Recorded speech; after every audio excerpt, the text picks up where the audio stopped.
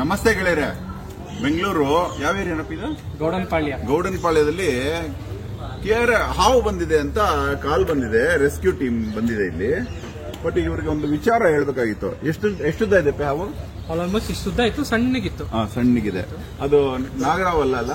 ಅದು ಬ್ರೌನಿಶ್ ಇತ್ತು. ಸೊ ಅದರಿಂದ ನಂಗೆ ಅಷ್ಟೇ ನಾಗರಾವಲ್ಲ. ತುಂಬಾ ದಿವಸದಿಂದ ಇಲ್ಲಿ ಓಡಾಡ್ತಾ ಇದೆ. ನಾಗರಾವ್ ಬಂದ್ರು ಭಯ ಬೀಳ್ಬಿಡಿ. ಇಲ್ಲಿ ಈ ರೀತಿ ಖಾಲಿ ಸೈಟ್ ಇದ್ರೆ ಹಾವು ಬರುತ್ತೆ. ಹಾವುಗಳಿರುತ್ತೆ. ಒಂದಲ್ಲ ಎರಡಲ್ಲ 20 ಮೇಲೆ ಹಾವಿರುತ್ತೆ. ಅದಕ್ಕೆ ಅದರ ಜೀವನ ಜಾಗ ಇದು. ದಿವಾನ್ ಪೂರ್ಣೇನವರು ಶ್ರೀರಂಗಪಟ್ಟಣದಿಂದ ಬೆಂಗಳೂರಿಗೆ ಬರ್ಬೇಕಾದ್ರೆ ಒಂದು ಬಾವಿ ತುಂಬಾ ಹಾವು ನೋಡಿದ್ರಂತೆ. ಅದಕ್ಕೆ ಆ ಜಾಗಕ್ಕೆ ನಾಗರ ಬಾವಿ ಅಂತ ಹೇಳಿದ್ರು. ಬೆಂಗಳೂರು ಸ್ವಲ್ಪ ಬಿಸಿಲು ಬಂದ್ರೆ ಮಳೆ ಬರುತ್ತೆ. ಬೆಂಗಳೂರಿನಂತ ವೆದರ್ ವಿಶ್ವದಲ್ಲಿ ಎಲ್ಲೂ ಇಲ್ಲ. ಆದ್ರಿಂದ ಇಲ್ಲಿ ಹಾವುಗಳು ಜಾಸ್ತಿ ಇರುತ್ತೆ. ಇದು ಹಾವುಗಳ ಭೂಮಿ. ಮತ್ತೆ ಇನ್ನೊಂದು ಹೇಳ್ತಾನೆ, ಇಲ್ಲಿ ನಾ ಹೇಳ್ದಂಗೆ 20 ಹಾವು ಇಲ್ಲ ಅಂದ್ರೆ ನಿಮ್ಮ ಏರಿಯಾ ಪೂರ ವಾಸನೆ ಬಂದ್ಬಿಡುತ್ತೆ. ಹಾವುಗಳು ದುರ್ಗಂಧವನ್ನ ದೂರ ಮಾಡುತ್ತೆ. ನೀವೇನಾದ್ರೂ ಹಂಗೆ ಥಿಂಕ್ ಮಾಡಿ ಬೆಂಗಳೂರಲ್ಲಿ ಹಾವುಗಳೇ ಇರಬಾರ್ದು ಅಂತೇಳಿ ಎಲ್ಲಾ ಹಾವುಗಳನ್ನ ಬೆಂಗಳೂರಿಂದ ಆಚೆ ತೆಗೆದ್ರೆ ನಾವೆಲ್ಲ ಆ ದುರ್ಗಂಧಕ್ಕೆ ಸತ್ತೋಗ್ತೀವಿ.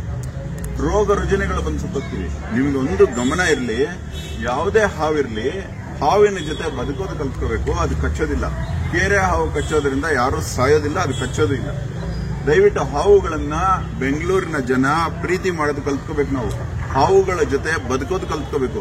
ಎಲ್ಲಿದೆಯೋ ಅಂದ್ರೆ ನಾಗರಬಾವಿ ಅಂತ ಹೇಳೋಕ್ ಧೈರ್ಯ ಇದೆ.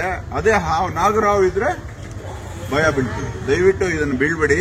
ಇದನ್ನು ಏನಕ್ಕೆ ಹೇಳ್ತಾ ಇದೀನಿ ಅಂದ್ರೆ, ತುಂಬಾ ಯೋಚನೆ ಮಾಡಿ. ನಿಮ್ಮ ಮನೆ ಒಳಗೆ ಏನಾದ್ರು ಬಂದ್ಬಿಟ್ಟಿದ್ರೆ ಯಾರನ್ನಾದ್ರೂ ರೆಸ್ಕ್ಯೂ ಟೀಮ್ನ ಕರೀರಿ. ಹೀಗೆ ಸೈಟ್ಗಳಲ್ಲೆಲ್ಲ ಕಂಡ್ರೆ ರೆಸ್ಕ್ಯೂ ಟೀಮ್ ಕರೆದು ಹಾವುನ ದೂರ ಮಾಡೋದು, ಹಾವುನ ದ್ವೇಷ ಮಾಡೋದು ದಯವಿಟ್ಟು ಬಿಟ್ಬಿಡೋಣ. ನಾವು ನಿಮ್ಮ ಮನೇಲಿ ಬಂದು ಅಡಿಗೆ ಮನೇಲಿ ಕೂತಿದೆ ಅಂದ್ರೆ ರೆಸ್ಕ್ಯೂ ಟೀಮ್ ಬಂದು, ಪಾಪ ಅದಕ್ಕೊಂದು ಸಂಸಾರ ಇರುತ್ತೆ, ಅದಕ್ಕೂ ಮೊಟ್ಟೆ ಇಟ್ಟಿರುತ್ತೆ. ನೀವು ಇಡಿಸ್ಬಿಟ್ಟು ಅದನ್ನ ಎಲ್ಲೋ ಕಾಡಲ್ಲಿ ಬಿಟ್ಬಿಟ್ರೆ ಇಲ್ಲಿ ಮೊಟ್ಟೆಗಳನ್ನ ಬಿಟ್ಟು ಚಿತ್ರಹಿಂಸೆ ಆಗುತ್ತೆ. ನೀವು ಹೇಳ್ಬೋದು ಅವ್ರ ಹತ್ರ ನಿನ್ಗೇನು ಗೊತ್ತು, ಅದು ಮೊಟ್ಟೆ ಇಟ್ಟು ಹೊಟ್ಟೋಗುತ್ತೆ. ಏನಿಲ್ಲ, ಕಾಳಿಂಗ ಸರ್ಪ ಮೊಟ್ಟೆಗಳ ಮೇಲೆ ಕಾವು ಕೊಡುತ್ತೆ ಕೋಳಿ ತರ. ಅದಕ್ಕೆ ದುಃಖ ಆಗುತ್ತೆ. ಓಕೆ, ಮರಿ ಮತ್ತೆ ತಾಯಿಯ ಪ್ರೇಮ ಇಲ್ಲದೆ ಇರ್ಬೋದು.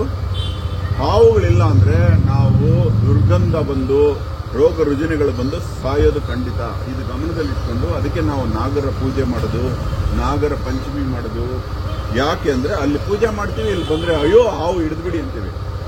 ಬೆಂಗಳೂರಿನ ಜನತೆ, ನಿಮ್ಮ ಮನೆ ಒಳಗಡೆ ಹಾವು ಬಂದ್ರೆ ಮಾತ್ರ ರೆಸ್ಕ್ಯೂ ಟೀಮ್ ಕರೀರಿ.